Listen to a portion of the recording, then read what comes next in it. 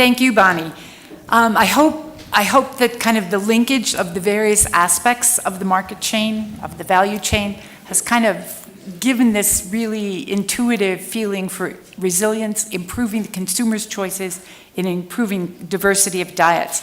We have about a half an hour for questions, but as I said at the outset, Hans here is going to be taking off for the airport in a minute. So if people have questions for Ness, for Hans, let's do those right away, and then we'll open it up again for broader. Hello. Right here in front. No, you need to record it. Right, thanks. Hans, you did mention that you do research and find out the kind of nutrients that people need. And sometimes you even do that through varietal development. GMO is a very thorny issue now. Do you accept GMO foods? What food? GMO. Genetic modified. Oh, genetically modified. I think that is something we would need more than a minute. But I will to discuss, and it's extremely and highly political. So we, first of all, it's unfortunately, I said to my colleague here, Bart, I have to run. It's not the plane who's waiting for me. But GMO, it's out there for 20 years. We are listening, in the first case, to consumers. If consumers do not want it, to build it into their products, we do not serve. Secondly, we have to stay in compliance with the local regulation.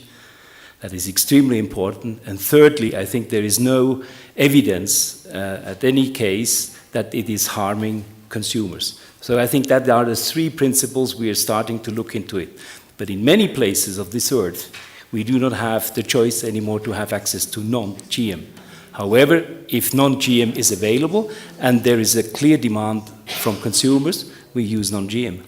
And definitely there's a strong push, not using a GMO on a more an emotional basis for infant formula and infant products.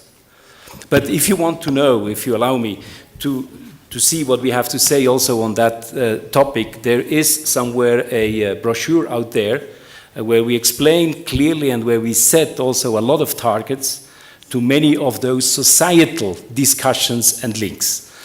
But we are living in a very diverse environment, and as a company working in all the countries around the globe, we have to be very humble to listen to all these questions and to address all those concerns in the best way, but at the same time also to make sure that the consumers, they have their choice, and they are not being dictated by either minorities or whatever people to tell what people have to eat in order that we can really stay together for a long time. And yes, I do agree what the last speaker said, we need more Erics. But once again, also if you have a lot of local vegetable, a good bouillon cube is really making a difference. And I wish you all the best. Have a good end of this session. And tomorrow, thank you very much for all of you. I apologize to leave you a little bit earlier. Thank you. Thank you. I'll let you discuss. Thank you. Thanks. Thank you. Let's open up the discussion more broadly here. Question in front. Let's take a few questions at a time. Then back there. Thank you very much, Imran Domkesmali from Mahidol University, Thailand. I have a question to the global panel. If you take a look at, I really think, first of all, I think this is really important, and the panel comes on the right time where we would really need agriculture and nutrition to go hand in hand. My question is that if we take a look at the mission to guide effectively to the government on this, could I ask who generate the demand on nutrition of agricultural products? Inter-country trade, particularly, is quite important. We talk of rice. In particular, rice is a commodity that global market price is being controlled by how much you launch quota rice per year into the market to shift the price, as well as other commodity. Is the panel dealing with the trade issue in order to be enable the country stand on food production. Now, I really feel that it is important to create nutrition demand within the country, local to local. But local to global is also something that we cannot really ignore. The example of a country contract farming system in another country and bring food to their own is increasing. So this is one of the things that I felt. This is one of the things that was talked about on the ASEAN Food Security and Nutrition Framework. And that comes, the second question as, what's the global panel role different from the high-level task force of food security and nutrition that is now more likely going to regional? So are there consolidated role in that sense? Thank you. Thank you. Two very, very challenging questions. I will keep note of them, and we'll get a couple of other questions from the audience and come back to that. Next. I'm Ray Yan, a nutritionist from the World Vegetable Center based in Taiwan. My question is, in general, the nutritious foods are more expensive. For example, vegetables more expensive than a staple food, and the same for the processing food. So I totally agree with this nutrition-sensitive agriculture and food system.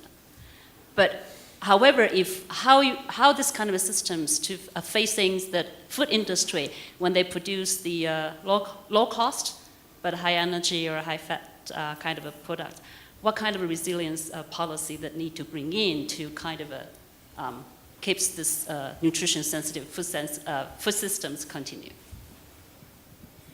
Okay, good. Another question out there? No more questions. Yes, Emily. Hi, Emily Alpert with Agriculture for Impact. Agriculture for Impact coordinates a panel called the Montpellier Panel. We even have a member sitting right here in front of me. And some of the issues that we're actually going to be tackling this year are around encouraging and improving entrepreneurship in the African agricultural value chain to address a variety of issues related to food security, poverty reduction, addressing youth unemployment. And so I was wondering if any of the panel members wanted to share their thoughts on what you think can be done to encourage innovation and entrepreneurship in the agricultural value chain. Great. Let's take those three questions. The last one, I'm actually going to allow anybody to answer it, but perhaps it very much fits with your marketplace proposal here, Bonnie, so let's give you a start. I'd really like to ask Eric to address Ray Yu's question with regard to what if nutritious foods are always more expensive. I mean, one of the points it seems to me that we're hearing is that, in fact, well-managed value chains can actually deliver nutritious foods at lower costs than would otherwise be the case. But I'd like to hear from our private sector person. Bart, if you'd like to make a comment on the encouraging entrepreneurship and how that innovation and entrepreneurship sort of makes a difference at the local level, we could do that, and then I'll finish up with the question for the global panel. Okay, Bonnie, you want to go first? Thank you. I'm gonna take that last question. You know, to encourage entrepreneurship, at GAIN we've been struggling with a very clear dilemma, which is this idea of entrepreneurship versus scale. And what you have with entrepreneurs is you have those ideas that are ready to go to concept, those concepts that need to be validated, those validated that need to be piloted, and those that are ready to go to scale. So those all require different investments, right? So public money very much will take care of where there's market failure around the innovations, the ideas to concept. And the private sector, private capital, will take things to scale. We've found at the Marketplace for Nutritious Foods, we have these investors sitting at the table with the entrepreneurs looking for pipeline. They're looking for investment. And they are very, very willing to take those that are ready to go to scale. But I don't know whether we call those the new emerging entrepreneurs. So I think when you start to embark on this, you really do need to take a look at how you're going to classify your entrepreneurs, because the capital they need will be quite different depending upon the maturity of the business. And just as a final note, we're happy to share any of our lessons with you. Most of our entrepreneurs do sit much more in the food processing area, but at the same time, we have wholesale vegetable vendors who have done their own sourcing of foods. They're not necessarily doing outgrower schemes because they find they would like to be able to control the entire supply chain to get a reliable quality supply. So one of the dilemmas I'm facing, and you will as well, is when you're looking for that public money for entrepreneurship, the first thing the donors will ask you is, how many small farmers are you helping with this engine you've got? But in fact, those entrepreneurs that are ready to go to scale may be sourcing from only 30 or 40 who are highly productive. So it's not necessarily the numbers that are going to get you the diversified diets at scale. There is that question of nutritious foods are more expensive than staple foods. Number one, what we have to appreciate is that staple food mostly is grown for home consumption. And staple foods, if you look at the African setup, is that's what our parents were doing to feed their families. Now, when it comes to nutritious foods, what sometimes can make them more expensive is a chain that is involved right from the farm to the market. So there are people who come in, and those are the people people have been referring to middlemen. And what happens is that they put their markup on those products. But when you're involved in the whole chain, right from the farm to the fork, you are able to control some of those challenges, and you are able to land that product at the table as cheaply, just like the staple food. So in essence, what we need to embrace is that we need to look at the nutritious foods that are produced in our countries and look at the channels they take up to the table. The other thing is also the government, we need good governance in terms of protecting this, what we call an unregulated market. So the market needs to be regulated in the sense that even the farmer gets what belongs to him or her, and the consumer is not exploited. Great, thanks, Eric. Bart, do you want to make a comment? Yeah, so I can maybe say a little bit on the emergence of innovation and of entrepreneurship.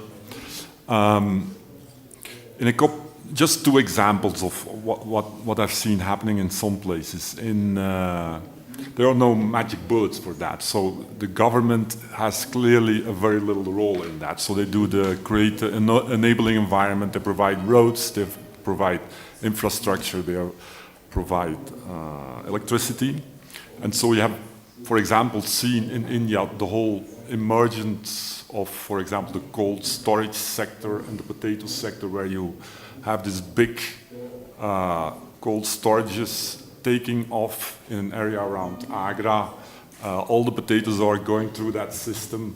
That whole cluster has been developing, and actually the whole potato chain has been able to supply potatoes in the off-season because it has very, very nicely developed. The government, no role, entrepreneurship, local guys that had money there, they were moving out of the steel sector because they were not allowed to do that anymore around Agra. And so you got kind of a completely new value chain that emerged around Agra, a new cluster that emerged. A second innovation that you could see in these value chains in Asia is in the mango value chains in the Philippines and Indonesia. You saw systems emerging like sprayer traders, guys that go around, spray food, that trade food, that make sure that everything is up to standards and that they can deliver the quality for the different export markets. So the farmers were actually moving out of production, and they were letting the whole service of the tree being done by an emerging trader class. No government involvement. It was like, just let these guys do what they're good at, and they come.